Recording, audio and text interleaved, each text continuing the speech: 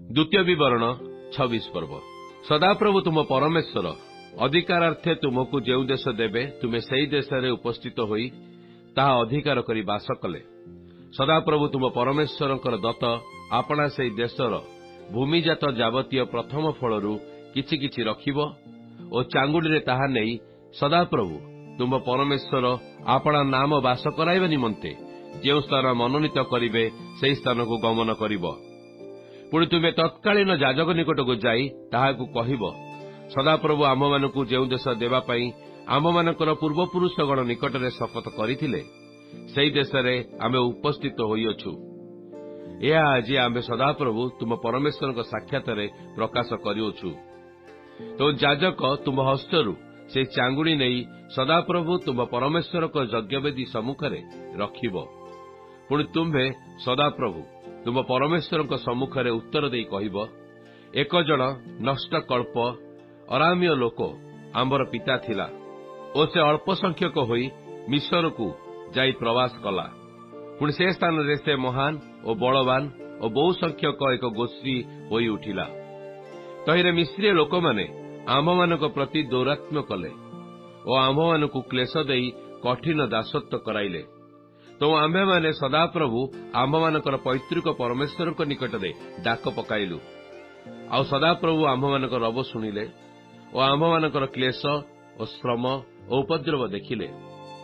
पुणी सदाप्रभु बलवान हस्त द्वारा और विस्तीर्ण बाहु द्वारा और महात्रास द्वारा और नाना चिन्ह द्वारा आश्चर्य कर्म द्वारा आममानकु मिस्ररू बाहर करी आनिले। आउ से आममानकु एही स्थान को आनिछंती और एही देश एक दुग्ध मधु प्रवाही देश आममानकु देइअछंती। एबे हे सदाप्रभु देख तुम्भे आमको जो भूमि देइअछ आम्भे तहिर प्रथम फल आनिअछु। एउतारे तुम्भे सदाप्रभु तुम परमेश्वरक सम्मुखरे ताहा रखिब और सदाप्रभु तुम परमेश्वरक सम्मुखरे प्रणाम करिब। पुणी सदाप्रभु तुम परमेश्वर तुम प्रति और तुम परिवार प्रति जे मंगल करिअछंती से सबुरे तुम्भे और लेवीय और तुम मध्यवर्ती विदेशीय लोक तुम्भे समस्ते आनंद करिब। तृतीय वर्षरे अर्थात दशमांश वर्षरे तुम्भे आपणा उत्पन्न शस्यादिर दशमांश देवार समाप्त कलाउतारे तुमे लेवीय को विदेशी की पितृहीन को और विधवा को ताहा देव। तहिरे सेमाने तुम्भ नगर द्वार मध्यरे भोजन करी तृप्त हेबे। तौ तुम्भे सदाप्रभु तुम परमेश्वर सम्मुखरे यह कहिब मो प्रति तुम्भर समस्त आज्ञानुसारे मु अपना गृहरु पवित्र वस्तु बाहर करी पृथक करी रखिअछि। मध्य लेवीय को विदेशी की पितृहीन को और विधवा को देइअछि। मु तुमर कौनसी आज्ञा लंघन करी नाही कि बा ता पासरी नाही। मु अपना शोक समय रे तहिरु किछि भोजन करी नाही अबा असुचि होई तहिरु किछि रखी नाही केवा मृत लोक उद्देश्य रे तहिरु किछि देई नाही। मु सदाप्रभु अपना परमेश्वरଙ୍କ रबरे अवधान करिअछि। तुमे मते जहा जहा आज्ञा कल से समस्त मु करिअछि। तुमे अपना पवित्र निवास स्वर्गरु दृष्टिपात कर।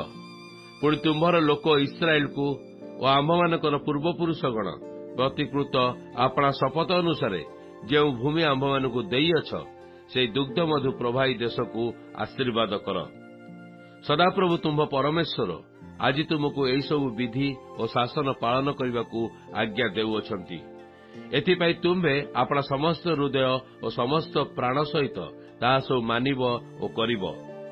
तुमे आज अंगीकार करिअछ जे सदाप्रभु तुमर परमेश्वर हेबे और तुमे ताहांक पथरे चलिब और ताहांक विधि आज्ञा और शासन मानिब और ताहांक रबरे कर्णपात करिब। पुणी सदाप्रभु आज एई अंगीकार करिअछंती जे ताहांकर प्रतिज्ञा अनुसारे तुमे ताहांकर संचित धन हेब और ताहांकर समस्त आज्ञा मानिब। पुणी से तुमको प्रशंसारे और नामरे और सम्मानरे अपना सृष्ट समस्त देशीय लोकमानक अपेक्षा श्रेष्ठ करिबे। आ तुम्भे ताहांक वाक्यानुसारे सदाप्रभु तुम परमेश्वर उद्देश्य पवित्र लोक हेब।